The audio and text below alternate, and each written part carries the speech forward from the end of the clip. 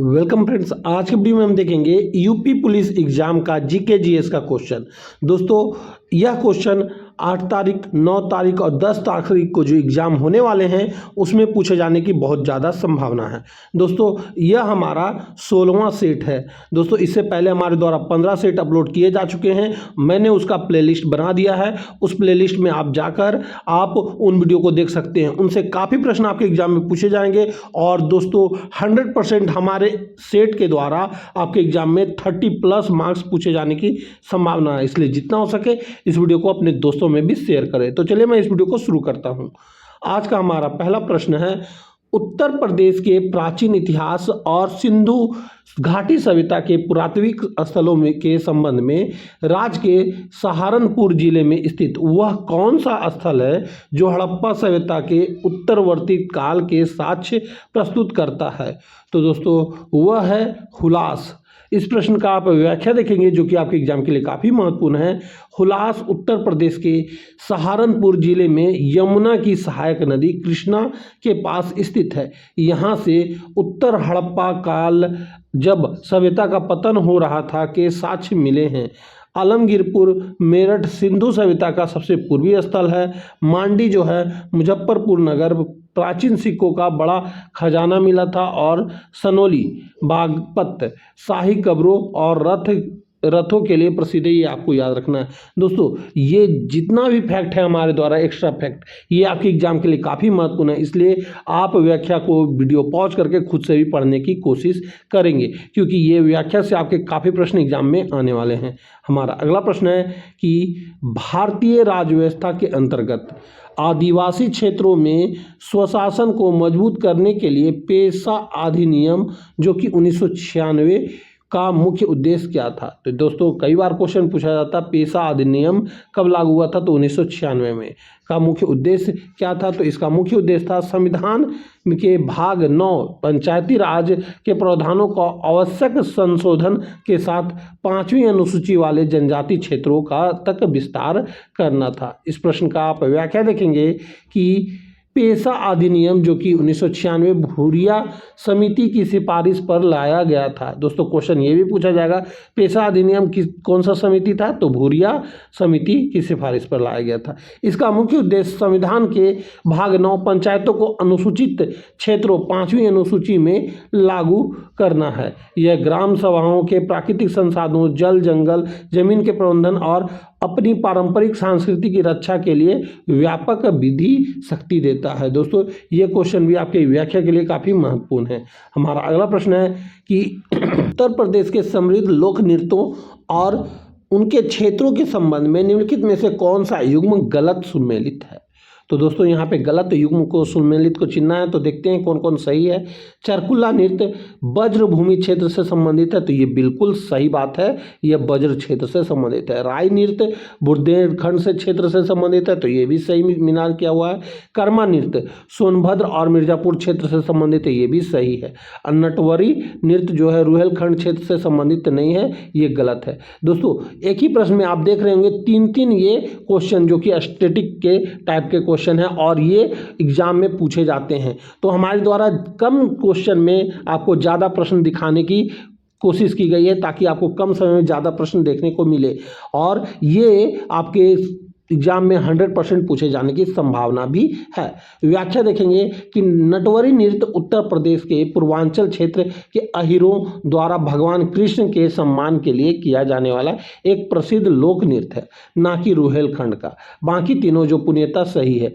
राय नृत्य बुंदेलखंड की महिलाओं द्वारा मयूर की तरह किया जाता है। दोस्तों यदि हमारा यह वीडियो आपको अच्छा लग रहा हो तो इस वीडियो को लाइक जरूर करें और अब तक आप हमारे चैनल से नहीं जुड़े हैं तो हमारे चैनल को सब्सक्राइब करके जुड़ जाएं ताकि एग्जाम से पहले मैंने जो भी सेट अपलोड किया है उसको आप देखकर आप एग्जाम देने जाएं। देखिए 100% आपके एग्जाम में 30+ मार्क्स हमारे सेट के द्वारा पूछा जाएगा। हमारा अगला प्रश्न है कि भारत की नदी तंत्र के भौगोलिक भूगोल के अनुसार पश्चिम की ओर बहकर अरब सागर में गिरने वाली निम्नलिखित प्रमुख नदियों को उत्तर से दक्षिण के सही भौगोलिक क्रम में व्यवस्थित करना है। मतलब उत्तर से लेकर दक्षिण तक जो सुमेलित करना है तो कौन सा सही सुमेलित है।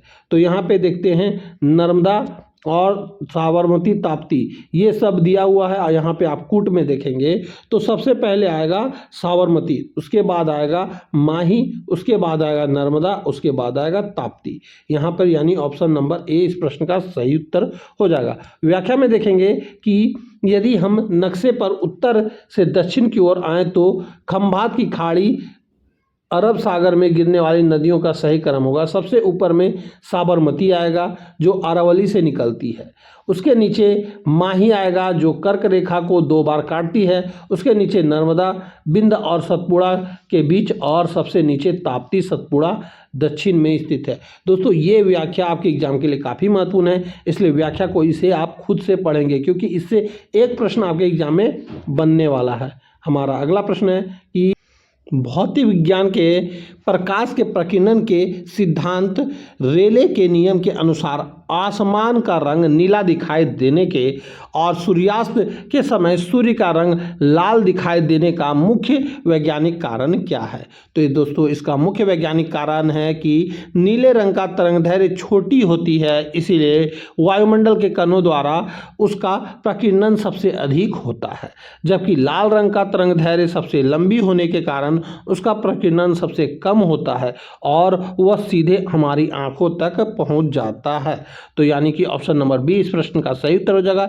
यहाँ पे आप व्याख्या में देखेंगे कि रेले के प्रकीर्णन के नियम के अनुसार जिस रंग की तरंगदैर्घ्य जितनी छोटी होगी वह उतना ही ज़्यादा फैलेगा।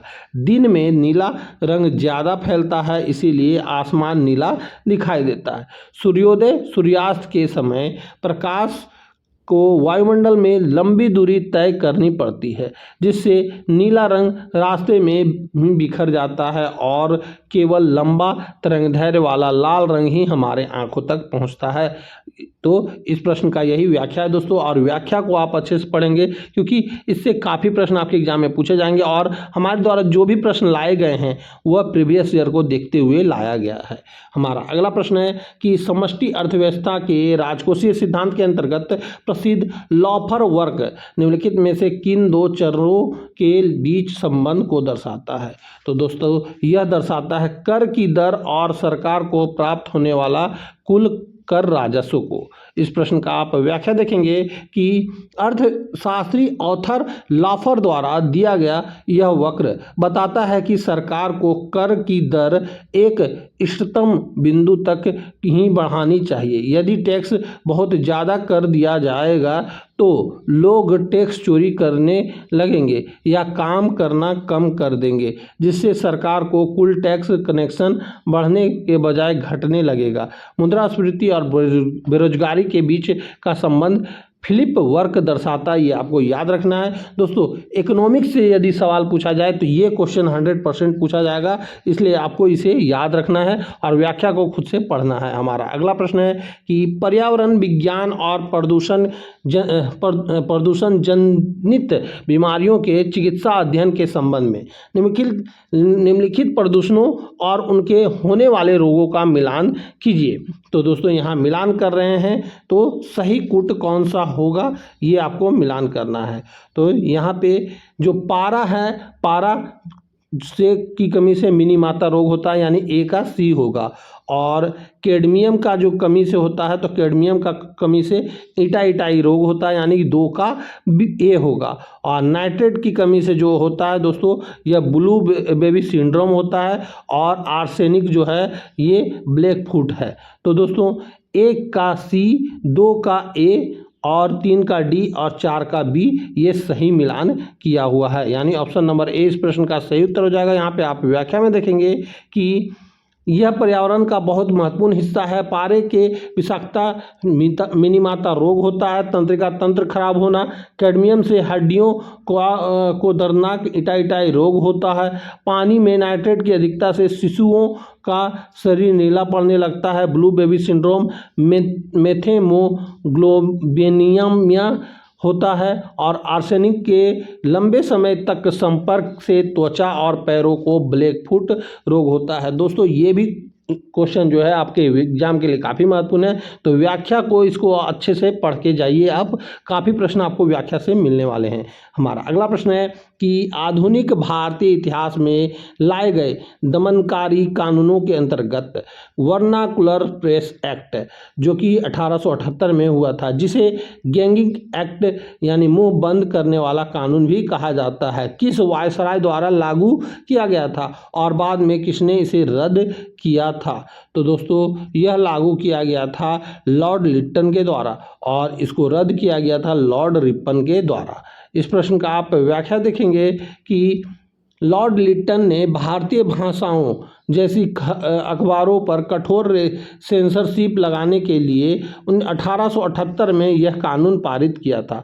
अमृत बाजार पत्रिका रातों रात अंग्रेजी में बदल गई थी। बाद में 1882 में एक उदार वायसराय लॉर्ड रिपन ने प्रेस की स्वतंत्रता बहाल करते हुए इसे रद्द कर दिया था। हमारा अगला प्रश्न है कि भारतीय संविधान के भाग 3 में उल्लेखित अनुच्छेद 22 के अंतर्गत मनमानी गिरफ्तारी और निवारक निरोध के संरक्षण के संबंध में निम्नलिखित कथनों में से कौन सा सत्य है? तो दोस्तों इसमें जो सत्य है वह यह कि समान दंडित विधि के तहत गिरफ्तार व्यक्ति को 24 घंटे के भीतर मजिस्ट्रेट के सामने पेश करना अनिवार्य है, लेकिन निवारक निरोध शंका के आधार पर गिरफ्तारी के तहत गिरफ्तार व्यक्ति को बिना सलाह बोर्ड की मंजूरी के लिए अधिकतम 3 महीने तक हिरासत में रखा जा सकता है। ये सही उत्तर हो जाएगा हमारा। इस प्रश्न का आप व्याख्या देखेंगे कि अनुच्छेद 22 के 2 भाग हैं। पहला सामान्य गिरफ्तारी के लिए जिसमें 24 घंटे में पेशी और वकील की सुविधा है। दूसरा निवारक निरोध जो के लिए जिसमें अपराध करने से पहले ही शंका पर गिरफ्तार कर लिया जाता है। ऐसे व्यक्ति को 3 महीने तक सीधे जेल में रखा जा सकता है। शत्रु विदेशियों को यह अधिकार प्राप्त नहीं है। हमारा अगला प्रश्न है कि उत्तर प्रदेश के मध्यकालीन और आधुनिक ऐतिहासिक परिदृश्य में राज्य की धरती पर जन्मी कुछ महान विभूतियों और उनके जन्म स्थान के संबंध में कौन सा कथन युग्म सुमेलित गलत है? तो दोस्तों कौन सा गलत सुमेलित है ये बोला गया है। तो यहाँ पे देखेंगे निजामुद्दीन औलिया जो प्रसिद्ध सूफी संत थे, बदायूं थे, तो ये सही है। अमीर खुसरो खड़ी बोली के जनक पटियाली कांसगंज एटा के थे, तो ये भी सही है। जियाउद्दीन बरनी प्रसिद्ध मध्यकालीन इतिहास बुंदेल शहर बरन के थे, तो ये भी सही है। पर यहाँ टोडरमल अकबर जो है ये गलत है, ये जौनपुर नहीं होगा। ये कहाँ के थे? तो यहाँ पे आप व्याख्या में देखेंगे कि अकबर के नवरत्न में शामिल भू राजस्व व्यवस्था धसाला के जनक राजा टोडरमल का जन्म उत्तर प्रदेश के सीतापुर यानी लहरपुर जिले में हुआ था, ना कि जौनपुर में। बाकी तीनों ऐतिहासिक हस्तियों का जन्म स्थल बिल्कुल सही सुमेलित है। हमारा अगला प्रश्न है कि मानव शरीर रचना और चिकित्सा विज्ञान के अंतर्गत रक्त समूहों की आनुवंशिकी के संबंध में निम्नलिखित कथनों पर का गहराई से मूल्यांकन कीजिए। तो यहाँ पे 2 कथन दिया गया है, दोनों में से कौन सा सही है ये आपको बताना है। तो ओ नेगेटिव रक्त समूह को सर्वदाता कहा जाता है क्योंकि इसकी लाल रक्त कणिकाओं की सतह पर कोई ए, बी और RH एंटीजन मौजूद नहीं होता है। तो ये बिल्कुल सही बात है, इसमें कोई एंटीजन मौजूद नहीं होता। AB पॉजिटिव रक्त समूह को सार्वभौमिक ग्राही कहा जाता है क्योंकि इसके ब्लड पर प्लाज्मा में कोई एंटीबॉडी नहीं पाई जाती है। दोनों ही बातें सही है, यानी कि ऑप्शन नंबर सी इस प्रश्न का सही उत्तर हो जाएगा। 1 और 2 दोनों सही है। हमारा इस प्रश्न का आप व्याख्या देखेंगे कि कार्ल लैंडस्टीनर ने खोजे गए ब्लड ग्रुप्स का यही मूल सिद्धांत खून में कोई एंटीजन नहीं होता, ओ नेगेटिव में कोई एंटीजन नहीं होता, इसीलिए जब इसे किसी दूसरे शरीर में डाला जाता है तो प्राप्त इम्यून सिस्टम इसे बाहरी खतरा नहीं मानता और रिएक्ट नहीं करता। वहीं जो AB ग्रुप वाला जो है व्यक्ति प्लाज्मा में एंटीबॉडी होता है, एंटी-B होता है, बॉडी नहीं होता, इसीलिए वे किसी का भी खून बिना रिएक्शन के ग्रहण कर सकते हैं। हमारा अगला प्रश्न है कि वैश्विक पवन तंत्र और जलवायु विज्ञान के अंतर्गत है विश्व के विभिन्न क्षेत्रों में चलने वाली स्थायी पवनों और उनकी प्रकृति के संबंध में कौन सा युग्म असत्य है? तो दोस्तों यहाँ पे असत्य युग्म के बारे में बोला गया है। तो यहाँ पे देखते हैं चिनूक, रॉकी पर्वत, उत्तरी अमेरिका की गर्म हवा जिसे हिम भच्छी भी कहा जाता है, तो ये सही बात है, इसे हिम भच्छी भी कहते हैं। मिस्ट्रल, फ्रांस और भूमध्य सागर की अत्यंत ठंडी और शुष्क हवा है, तो ये भी सही बात है। और सिरको और सहारा मरुस्थल से इटली की ओर चलने वाली गर्म हवा जो रक्त वर्षा कराती है, तो ये भी सही बात है। यहाँ पे गलत है हमारा हरमट्टन, साइबेरियन की अत्यंत बर्फीली और जानलेवा ठंडी हवा है, तो ये गलत बात है। इस प्रश्न का आप व्याख्या देखेंगे कि हरमट्टन कोई भी ठंड हवा नहीं है, बल्कि यह सहारा मरुस्थल से पश्चिम अफ्रीका गिनी तट की ओर चलने वाली एक गर्म और शुष्क हवा है। यह पश्चिमी अफ्रीका के उष्ण भरे और चिपचिपे मौसम से लोगों को राहत दिलाती है, इसीलिए डॉक्टर विंड भी कहा जाता है इसे। साइबेरिया की ठंडी हवा को बुरान या बिजार्ड कहा जाता है, ये आपको याद रखना है दोस्तों। ये सारे के सारे व्याख्या आपके एग्जाम के लिए काफ़ी महत्वपूर्ण है, इसलिए व्याख्या को वीडियो पॉज करके खुद से पढ़ने की कोशिश करेंगे। हमारा अगला प्रश्न है, मध्यकालीन भारत में दक्षिण के महान विजयनगर साम्राज्य के राजनीतिक और सांस्कृतिक गौरव का वर्णन करने के लिए कई विदेशी यात्री आए थे। निम्नलिखित यात्रियों में से उन्हें संरक्षण देने वाले शासकों का सही मिलान क्या है? तो निकोलस कॉन्टी जो थे इटली के थे, और यह देवराय प्रथम के समय भारत आए थे, ये सही होगा। अब्दुल रजाक फारस के थे, और यह जो देवराय द्वितीय के समय आए थे। और डेमिगो पेस पुर्तगाल के थे, और यह कृष्ण देव राय के समय आए थे। ये बिल्कुल सही मिलान किया हुआ, यानी कि 1 का बी, 2 का सी और 3 का ए, यानी कि ऑप्शन नंबर ए।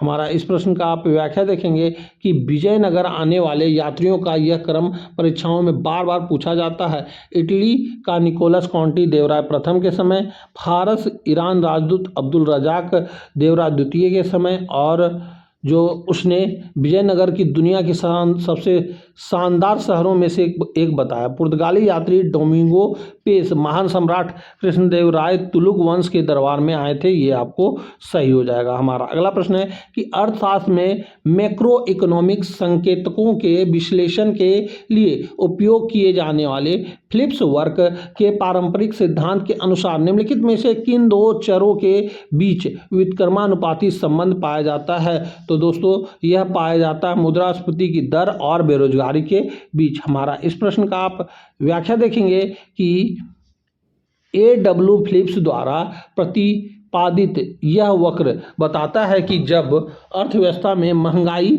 बढ़ती है तो इसका मतलब है कि मांग ज़्यादा है और उत्पादन बढ़ रहा है, जिससे लोगों को रोजगार मिलता है और बेरोजगारी कम हो जाती है। इसके विपरीत जब महंगाई बहुत कम होती है तो उत्पादन घटता है और बेरोजगारी बढ़ जाती है। हालांकि स्टैग्फ्लेशन की स्थिति में यह नियम फेल हो जाता है। हमारा अगला प्रश्न है कि उत्तर प्रदेश के भौगोलिक और सिंचाई सुविधाओं के अंतर्गत राज्य के प्रमुख बहुउद्देशीय बांधों और उनके झीलों के युग्मों में से कौन सा एक सही सुमेलित नहीं है? तो यहाँ पे देखते हैं राजघाट बांध ललितपुर जिला उत्तर प्रदेश और मध्य प्रदेश की सीमा पर है, तो ये बिल्कुल सही है। माता टीला बांध ललितपुर और झांसी बेतवा नदी पर है, ये भी सही है। मेजा बांध जो है मिर्जापुर प्रयागराज बेलन नदी पर स्थित है, तो ये भी सही है। बाणसागर बांध जो है सोनभद्र रिहद पर है, ये नहीं है। बाणसागर बांध मध्य MP में होता है, इसलिए ये गलत हो जाएगा। यहाँ पे आप व्याख्या में देखेंगे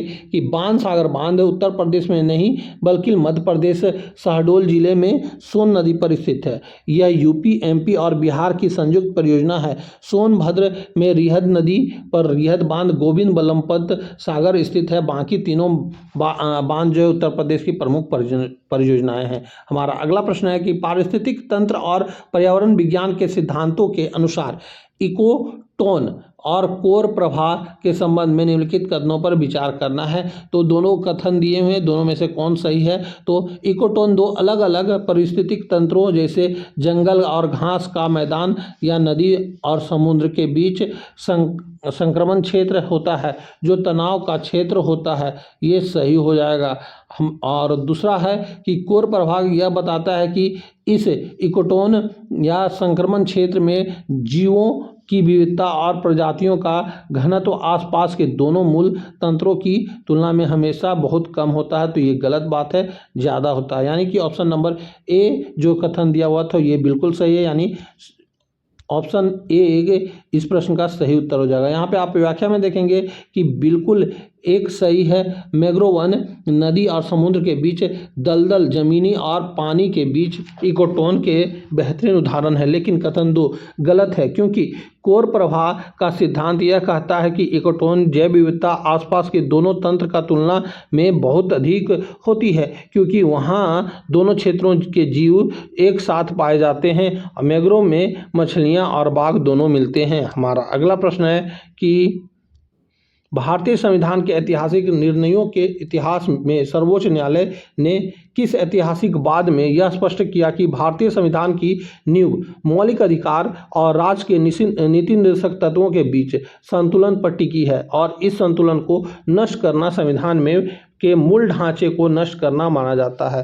तो दोस्तों यह टिका हुआ था मिनर्वा मिल्स बनाम भारत संघ 1980 के बाद में। इस प्रश्न का आप व्याख्या देखेंगे कि 42वें संविधान संशोधन 1976 ने यह विधिक व्यवस्था कर दी थी कि डीपीएसपी को मौलिक अधिकार पर प्राथमिक दी जाएगी, लेकिन सुप्रीम कोर्ट ने मिनर्वा मिल्स केस में जो कि 1980 में हुआ था, इसे असंवैधानिक घोषित करते हुए कहा कि मूल अधिकार और डीपीएसपी एक रथ के दो पहिए हैं, किसी एक को दूसरे पर निरपेक्ष प्राथमिकता नहीं दी जा सकती। इसके लिए बीच का समन्वय भी संविधान का मूल ढांचा है। हमारा अगला प्रश्न है कि रसायन विज्ञान में धातु कर्म और मिश्र धातु की रचना के बाद निम्नलिखित में से कौन सा युग्म विजातीय या गलत सुमेलित किया हुआ है। तो दोस्तों यहाँ पे कौन सा गलत सुमेलित किया गया है, तो पित्तल जो है तांबा और जस्ता का मिश्रण है, ये बिल्कुल सही है। पित्तल को ट्रिक से आपको याद करने बोला गया था, पिताजी करेंगे पिताजी। तो यहाँ पी से पित्तल हो गया, तो से तांबा, ज से जस्ता, ये हो जाएगा हमारा ट्रिक के साथ कासा, कास टीनता, टीनता। तो का से कासा हो गया, ट से टीन हो गया, तो से तांबा हो जाता है, ये ट्रिक है हमारा। टाका का हो जाता है सीसा और टीन का, और जर्मन सिल्वर का जो है ये तांबा चांदी जस्ता नहीं होता है, ये गलत है। यानी कि 1 2 3 सही मिलान है, बाकी चौथा गलत है। यहाँ पे आप व्याख्या में देखेंगे कि यह जो है यह परीक्षाओं का सबसे ज़्यादा पूछे जाने वाला प्रश्न है। जर्मन सिल्वर में के नाम में भले ही सिल्वर लगा हो, लेकिन इसमें चांदी 0% होती है। यह वास्तव में तांबा, जस्ता और निकेल की मिश्र धातु होती है, जो दिखने में चांदी जैसी चमकदार होती है। हमारा अगला प्रश्न है कि प्राचीन भारतीय इतिहास में बौद्ध धर्म की विकास यात्रा के दौरान आयोजित की गई 4 ऐतिहासिक बौद्ध संगीत और इन्हें संरक्षण देने वाले सम्राटों का सही ऐतिहासिक क्रम क्या है। तो दोस्तों इसका सही ऐतिहासिक क्रम जो है यह है अजातशत्रु पहले आएगा, फिर कालाशोक आएगा, फिर अशोक आएगा, फिर कनिष्क आएगा। पहली की अध्यक्षता अजातशत्रु ने, दूसरा कालाशोक ने, तीसरा अशोक ने, चौथा कनिष्क के द्वारा किया गया था। हमारा इस प्रश्न का आप व्याख्या देखेंगे, प्रथम संगीत जो हुआ था ये 483 ईसा पूर्व में राजगृह में हुआ था, शासक थे अजातशत्रु हर्यक वंश के थे। द्वितीय संगीत जो हुआ था 383 ईसा पूर्व में हुआ था, वैशाली में हुआ था, शासक थे कालाशोक और शिशुनाग वंश के थे ये। हमारा तीसरा संगीत जो हुआ था 250 ईसा पूर्व में हुआ था, पाटलिपुत्रा में हुआ था, शासक थे अशोक और मौर्य साम्राज्य के ये थे। चतुर्थ बौद्ध संगीत हुआ था 21वीं शताब्दी में कुंडल वन में कश्मीर में, शासक थे कनिष्क कुषाण वंश, जहाँ बौद्ध धर्म हीनयान और महायान में बंट गया था। हमारा अगला प्रश्न है कि उत्तर प्रदेश के राजनीतिक भूगोल और उसकी अंतरराज्यीय सीमाओं के संदर्भ में निम्नलिखित विशिष्ट कथनों पर विचार करना है। तो यहाँ पे 3 कथन दिए गए हैं, कौन सा कथन सही है ये आपको बताना है। तो उत्तर प्रदेश का ललितपुर जिला 3 तरफ से मध्य प्रदेश की सीमाओं से घिरा है, तो ये बिल्कुल सही है। उत्तर प्रदेश का सोनभद्र जिला देश का एकमात्र ऐसा जिला है जिसकी सीमाएं 4 राज्य MP, छत्तीसगढ़, झारखंड, बिहार को स्पर्श करता है, तो ये भी सही बात है। सोनपुर जो है ये मध्य प्रदेश, छत्तीसगढ़ और झारखंड, बिहार सभी से लगता है, चारों तरफ से। और हमारा तीसरा कथन जो दिया गया है, उत्तर प्रदेश की सबसे लंबी अंतर्राज्यीय सीमा बिहार के साथ और सबसे छोटी सीमा दिल्ली के साथ लगती है, तो ये गलत बात है। यानी कि ऑप्शन नंबर ए इस प्रश्न का सही उत्तर हो जाएगा। हमारा अगला प्रश्न है कि उससे पहले यहाँ पे इस प्रश्न का आप व्याख्या देखेंगे कि कथन 1 और 2 उत्तर प्रदेश के भूगोल के काट्य सत्य है, लेकिन कथन 3 गलत है। उत्तर प्रदेश के सबसे लंबी अंतर्राज्यीय सीमा मध्य प्रदेश 11 जिलों के साथ लगती है और सबसे छोटी अंतर्राज्यीय सीमा हिमाचल प्रदेश केवल सहारनपुर को स्पर्श करती है के साथ लगती है, दिल्ली के साथ नहीं, ये गलत है। हमारा अगला प्रश्न है कि पृथ्वी विज्ञान और भूकंप विज्ञान के अंतर्गत भूकंपीय तरंगों की भौतिकी लक्षणों के संबंध में निम्नलिखित में से कौन सा कथन वैज्ञानिक रूप से असत्य है। तो दोस्तों यहाँ असत्य है। सत्य कथन को हम लोग देख लेते हैं। तो सत्य कथन है, प्राथमिक तरंगें अनुदैर्ध्य ध्वनि तरंगों के समान होती है और यह ठोस, द्रव तथा गैस तीनों माध्यम में गुजरती है। द्वितीय तरंगें अनुप्रस्थ प्रकाश तरंगों के समान होती है जो केवल ठोस माध्यम से गुजर सकती है, तरल में लुप्त हो जाती है, ये भी सही है। धरातलीय तरंगें सबसे धीमी गति से चलती है, लेकिन भूकंप से दोनों दौरान पृथ्वी की सतह पर सबसे अधिक विनाश इन्हीं के कारण होता है, यानी तीसरा नंबर भी सही है। चौथा नंबर देखते हैं। तो चौथा नंबर दिया हुआ P तरंगों की गति S तरंगों की तुलना में बहुत धीमी होती है, इसीलिए सिस्मोग्राफ पर सबसे अंत में P तरंगे की ही रिकॉर्ड की जाती है। तो दोस्तों ये गलत है, P रिकॉर्ड नहीं की जाती। यहाँ पे आप व्याख्या में देखेंगे कि P तरंगे सबसे तेज गति वाली तरंगे होती है लगभग, इसीलिए भूकंप आने पर मशीन सिस्मोग्राफ पर सबसे पहले P तरंगे ही रिकॉर्ड होती है, उसके बाद S तरंगे आती है।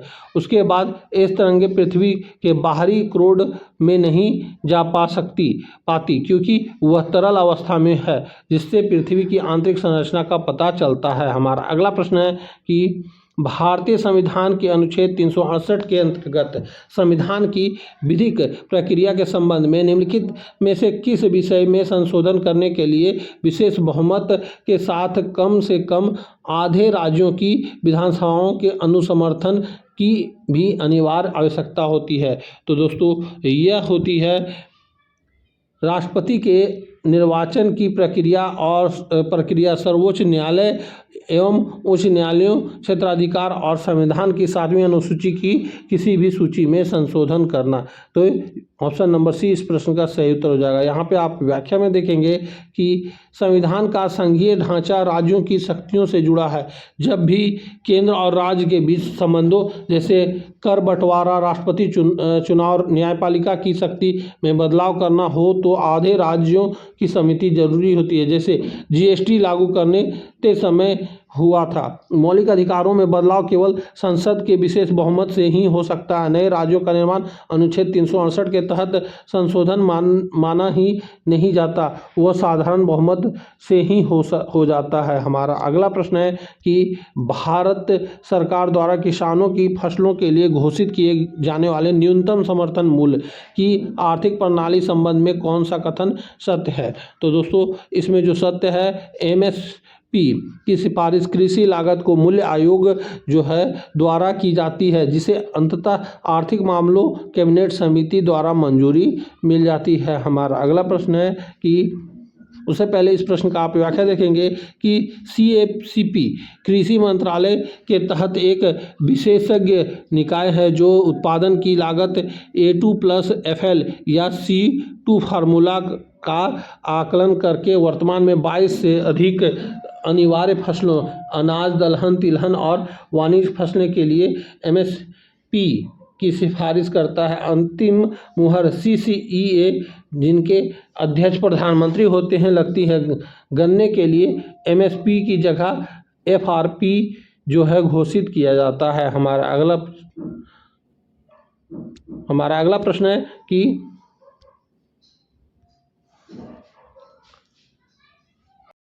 अंतरिक्ष विज्ञान और खगोलीय भौतिकी के क्षेत्र में इसरो द्वारा सूर्य के विस्तृत अध्ययन के लिए भेजे गए भारत के पहले मिशन आदित्य L1 शब्द किस विशिष्ट वैज्ञानिक अवधारणा को प्रदर्शित करता है? तो दोस्तों यह प्रदर्शित करता है, यह लैग्रेंज पॉइंट 1 को दर्शाता है, जो अंतरिक्ष में एक ऐसा संतुलन बिंदु है जहां पृथ्वी और सूर्य के गुरुत्वाकर्षण बल एक दूसरे को संतुलित कर देते हैं।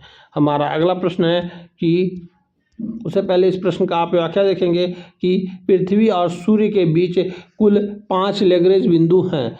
L1 से L5 होते हैं। L1 बिंदु पृथ्वी से लगभग 15 लाख किलोमीटर दूर है। इसी बिंदु पर रखा गया उपग्रह गुरुत्वाकर्षण संतुलन के कारण पार्किंग की तरह स्थिर रहता है और बिना किसी ग्रहण के लगातार सूर्य का अध्ययन कर सकता है। इससे ईंधन की भारी बचत होती है। हमारा अगला प्रश्न है कि 25 नंबर, उत्तर प्रदेश विधानसभा की संरचना की और विशेष रूप से राज्य के उच्च सदन यानी उत्तर प्रदेश विधान परिषद के गठन के संबंध में निम्नलिखित कथनों पर विचार करना है। कौन सा सत्य है? तो यहाँ पे सत्य कथन कौन सा है? उत्तर प्रदेश विधान परिषद की कुल सदस्यों की संख्या 100 है, जो भारत के किसी भी राज्य की विधान परिषद की में सर्वाधिक है। ये बिल्कुल सही बात है। विधान परिषद में कुल 100 सदस्यों में से 1/6 सदस्यों को कला, साहित्य, विज्ञान, समाज सेवा और सहकारी आंदोलन में विशेष